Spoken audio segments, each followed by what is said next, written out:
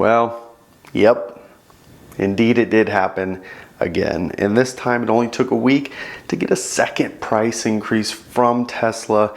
This is beyond frustrating.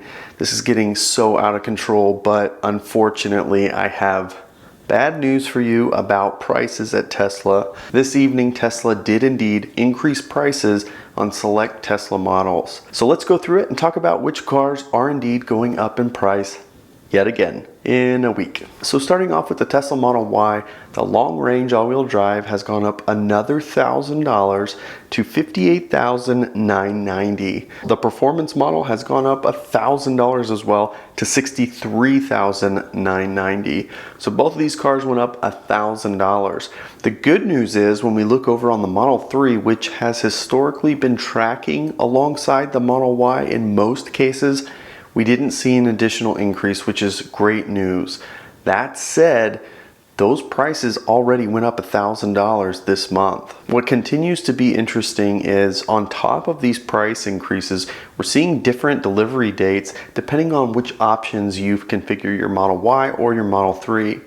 With the long range Model Y, if you get just one option, whether it's wheels or paint or interior, it will change your lead time from October to June. So you are being front loaded by adding additional options that presumably have minimal cost on Tesla's side, but increase their margin. On the performance, it doesn't matter what options you get. It's January now, so officially the Model Y is sold out for the whole year with all variants. Over on the Model 3 side, it's a similar story. If you get the base model rear-wheel drive Model 3, it is going to deliver in October. However, if you add just one option, that changes to June. Now, on the long-range all-wheel drive, that's not the same story. It's going to deliver December of this year, regardless of if you have any options or no options at all. That is the same story that we're seeing on the performance as well. Now, when we look back at how this year started, things were looking pretty good because we had rolled into 2021 at a set price level.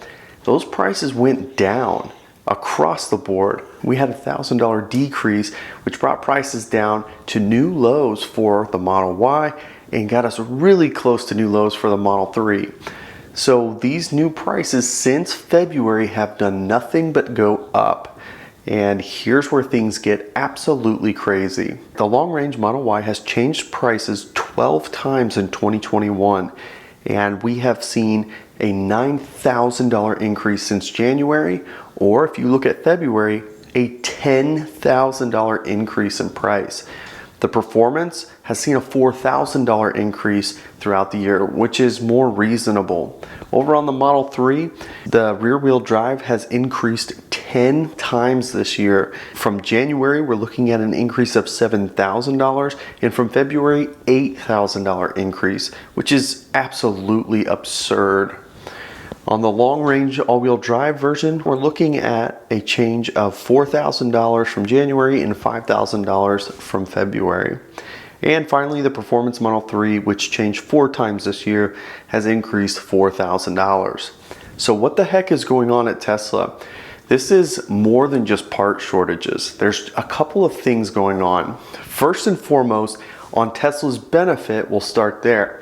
They have demand that is absolutely crazy, and this is continuing to be highlighted by these extremely long lead times. With these extremely long lead times, that suggests that demand is substantial, and this is the basic law of supply and demand. When demand far exceeds supply, you can increase prices to help artificially lower demand. Unfortunately, the price elasticity at Tesla is so much different than normal products we're used to that people are not slowing down ordering these cars.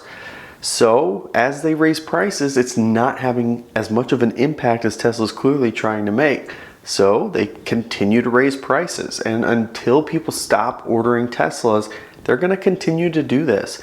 Another thing, because lead times are so far into the future, Tesla's having to guess what prices are going to be at the time that they deliver. So for example, in a year, in October of 2022, they have to assume what those input costs are going to be. Now on the other side, Tesla is implementing a lot of new changes to the platforms across the board.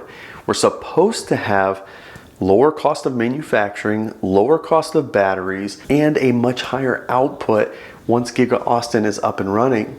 So where's the disconnect here? And this is where things I can't quite explain. Yes, costs are up. Yes, auto manufacturers across the board are increasing prices, but Tesla is taking the cake, and it's because they cannot produce enough cars to meet demand.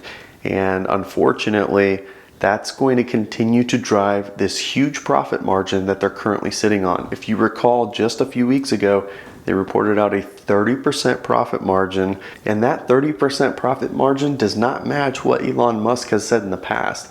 Elon Musk in the past has made it clear that profit margins should be as small as possible to keep the company running and to have enough money to do R&D, but that's it. They want to make a car for the people that's affordable for most Americans. So how did we get here today? If that was truly the case, we wouldn't be increasing 12 times in 2021 by $10,000. It's absurd. So Tesla has a big problem here. With these extremely high prices, demand eventually is going to slow down, and those price decreases that will follow are going to signal the wrong message to investors and to the market as a whole. Now, obviously, Tesla doesn't care what the market thinks, and they'll be just fine no matter what, but this is going to create an issue. And the problem is, as people start to buy, once those prices start going down, now you're going to have some issues with people taking delivery, and you're going to have issues with people overpaying for the same car. With all that said, here's my best guess. Once Giga Austin is up and running, I think that it's going to be very similar to the car that we have today. They're going to quietly implement big changes to the Model Y, and overnight we're going to see some pretty drastic changes. Once that happens, they can reset pricing to match their new output with the demand that they have. So I think that ultimately the cars that you are buying right now are going to be the last of what we're seeing today.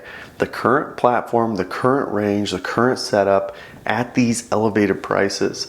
I think that as we look into mid next year, we're going to have a brand new car with brand new specs and certainly, hopefully, a brand new price tag. So obviously that's not great news, but I hope that you did enjoy this video. If you did, of course, give it the thumbs up. If you haven't already, of course, subscribe to the channel as we continue to post content regularly. You can follow us on Twitter and Instagram at Bearded Tesla.